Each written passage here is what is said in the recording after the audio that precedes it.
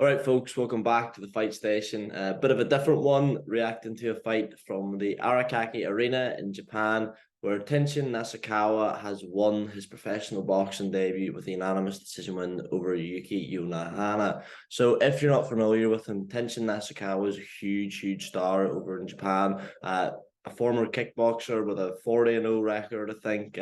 You might remember he boxed Floyd Mayweather in an exhibition, must have been 2018, and like per Tension, bless him, he's like a featherweight, and Mayweather came in about 160 and just tossed him about like a schoolboy. But obviously it hasn't dented his star power too much in Japan. He's made the trade over, or the transition over to professional boxing, and he's won his debut against the 12-4 Yuki Yonahana. So, for your professional debut, fighting someone that experienced with a good solid winning record, 12-4s, good going.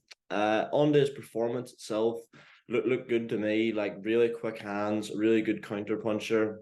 There were still some sort of bad habits from his kickboxing days, like he crossed over his feet quite a lot, and you could tell it was not, there's still work to do in terms of transitions from kickboxing to professional boxing. But his hand speed's a joke. Like, his punch accuracy is unbelievable. Mixed it up really well to the head and body. Had scored a knockdown in the second round, and at a couple of stages in the fight looked like he maybe could be going towards getting the stoppage over Yonaha, who has only ever been stopped once before. He's only 24 years of age too, so there's plenty of time for him to improve in boxing, and you can imagine he'd be a really big star. And that fight, he weighed in at 121 pounds, I think.